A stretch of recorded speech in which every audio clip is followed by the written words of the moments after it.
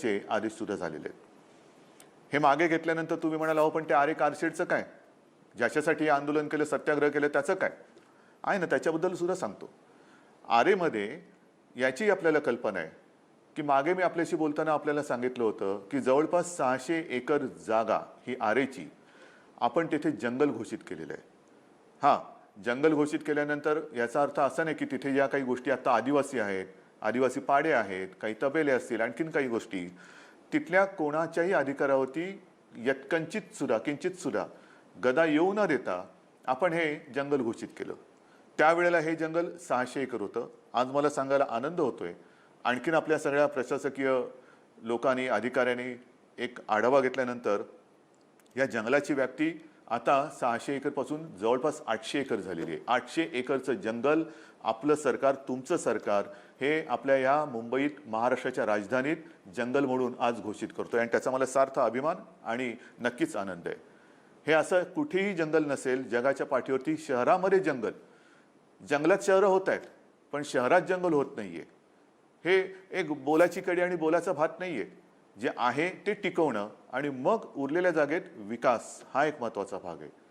पण तरी देखील आरे कारशेडचं काय, आरेमध्ये जंगल केलं, कारशेडचं काय, त्याच्याही बद्दल सांगतोय। निर्णय झालेला आहे। आरे कारशेडमध्ये गेल्या वेळेला जेव्हा काही बातम्या येत होत्या तेव्हा असं ठरलं होतं की आरेमध्ये कारशेड होणार नाही, त्याच्याबद्दल इतरत्र कुठेतरी आपण जागा बघू। मग मुद्दा आला की अहो पण तिकडे खर्च केलाय त्याचं काय, एवढा खर्च झालाय, हा खर्च कोणाच्या डोक्यावरती येणार, मग अमुक काही झाले त्याचं काय होणार, सगळ्याची उत्तर आहेत।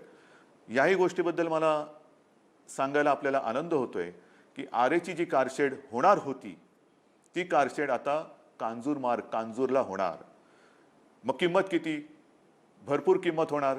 जमिनीची किंमत कोण देणार, मग झालेला खर्च वाया जाणार, प्लस हा आणखीन त्याच्यावरती खर्च। तर त्याही बाबतीत मी आपल्याला सांगतो की कांजूरची ही जागा आहे, ही सरकारची जमीन 0 रुपये किमतीने या मेट्रो कारशेडसाठी आपण दिलेली आहे, आणि तिथे कारशेड करण्याचे आदेश कालच मी दिलेले आहेत।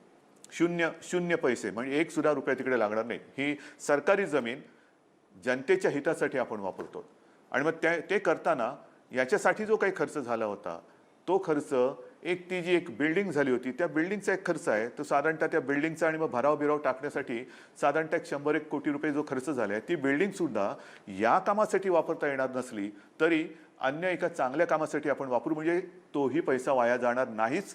परंतु इथे जे काही टनेल किंवा रॅम्प केलेले आहेत, ती मेट्रोची 3 नंबर आणि 6 नंबरची लाईन, त्याचं एकत्रीकरण करून त्या बाबतीत खर्च केला गेलेला पैसा हा मेट्रोसाठी उपयोगात आपण आणतो आहोत। त्याच्यामुळे कोणालाही ही काळजी पडण्याचं कारण नाही की ह्याच्यासाठी जो खर्च केलेला पैसा आहे, जो आमचा पैसा आहे, जनतेचा पैसा आहे, हो तुमचाच पैसा आहे, तुमच्यासाठीच खर्च करतो आहोत, खर्च झालेला आहे, त्यापैकी एकही पैसा वाया जाऊ देणार नाही।